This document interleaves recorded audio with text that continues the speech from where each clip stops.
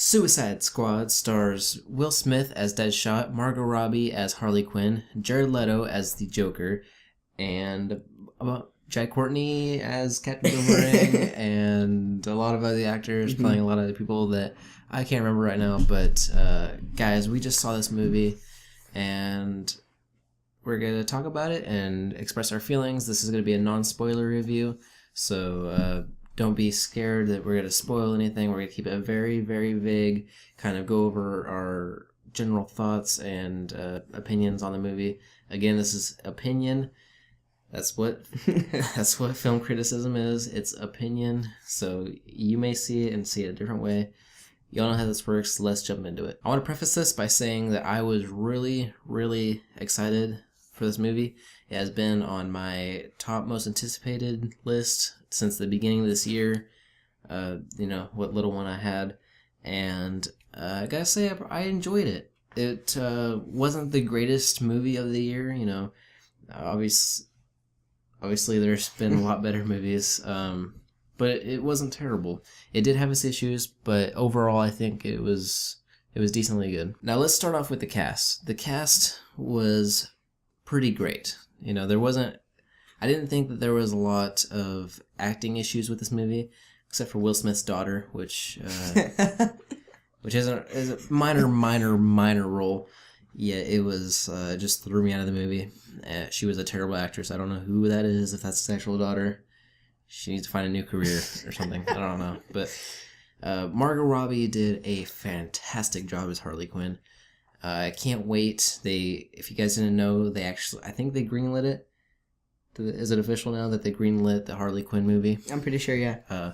Anyways, if it's not greenlit, that's being worked on. You have to know by this point that one is either in production or being ready to be in production, because Margot Robbie did a fantastic job. Jared Leto as the Joker. Now, he was also very, very good.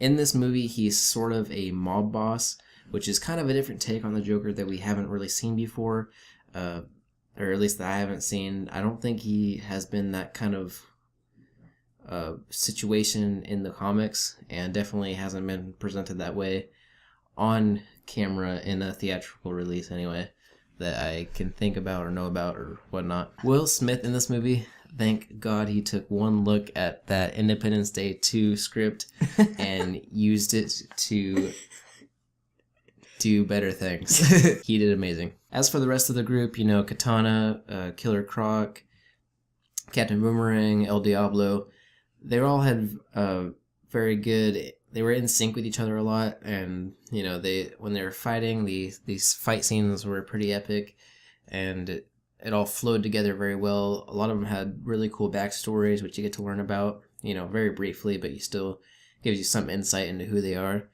Really no complaints there. My biggest complaint with this movie, I have I have three major complaints with this movie. Again, I liked it, but every movie has its flaws, and this one is no exception.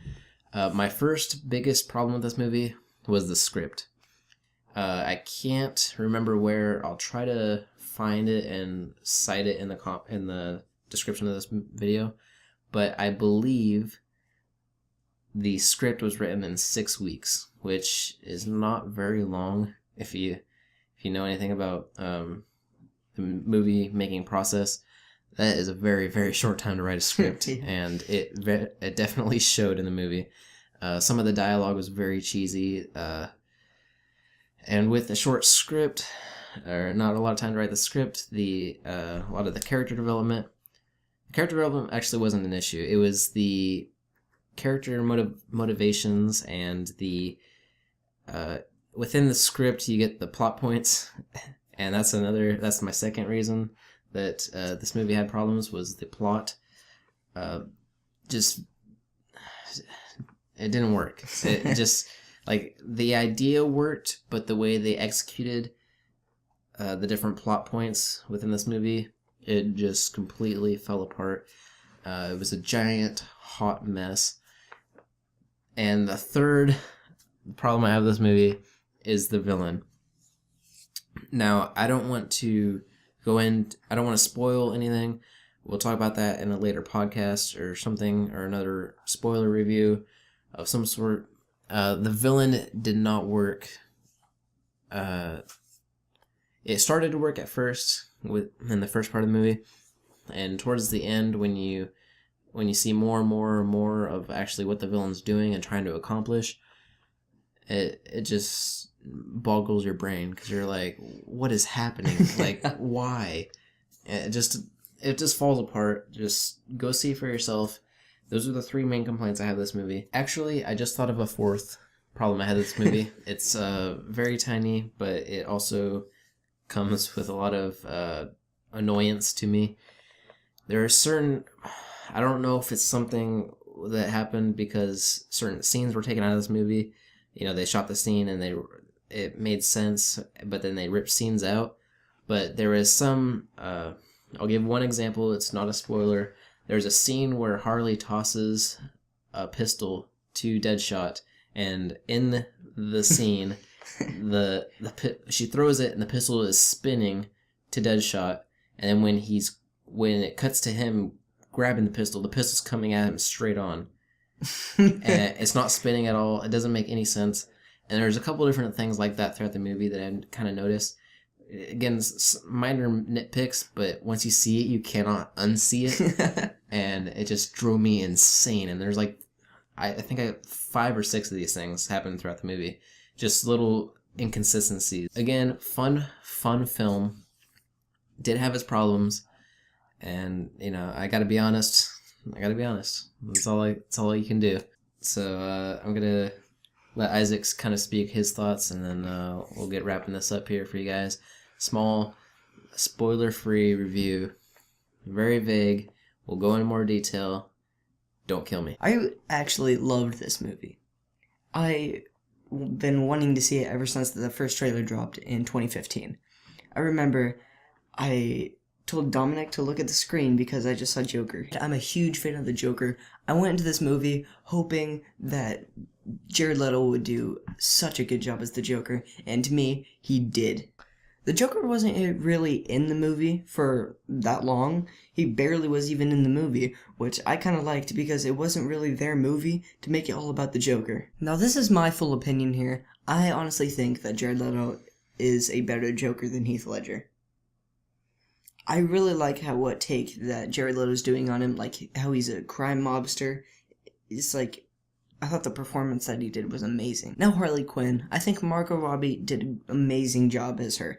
I think she basically just stole the whole movie. Her performance was great, and she was in the movie for, like, all of it. Will Smith as Deadshot, I did not think that he would be that good, but he was surprisingly amazing. Now there was only 3 more squad members that I really liked. El Diablo, Killer Croc, and Captain Boomerang.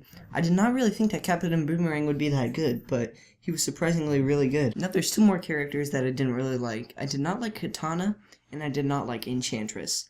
They both just did a really bad job for me.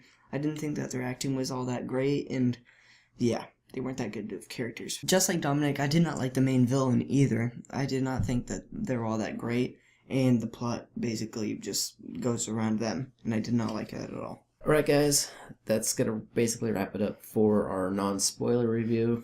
Again, it's very hard to review this movie without going into spoilers, because a lot of the main issues have to do with the villain and different plot points that would actually be considered spoilers. So I walked out of this film really entertained, yet disappointed. And that's kind of, not to bring up old history, but that's kind of how I felt walking out of Batman vs Superman. Is I felt like a lot of the scenes worked, like they were visually pleasing and that they were very cool scenes, but as for the movie altogether, I don't think the scenes worked together to complete a great film. It was an entertaining film, and there was a lot of cool aspects to it, but it did have a lot of problems, and for that, I'm going to give it a B-. I disagree. I loved this movie. There was only 2 parts of it that I didn't like, and that was just the characters. And yeah, I'm gonna have to give this movie an A. All right. So that's going to wrap it up for our non-spoiler review of Suicide Squad. We will have a spoiler-filled podcast, I believe, at some point, either on this channel or on our brand new Infer Studios channel. You guys can find the link to that in the description or on my channel on the sidebars. You guys can go over there, and basically it's a combined YouTube channel where Isaac and myself will be uploading different like top 10s, a week. We're gonna shoot for a weekly podcast over there, kind of just more laid back. It's gonna be audio podcast. There might be video at some points, but mainly it's just gonna be audio, something you can listen to in the background. And we're gonna it's more laid back. Like I said, we're gonna be discussing different movie news.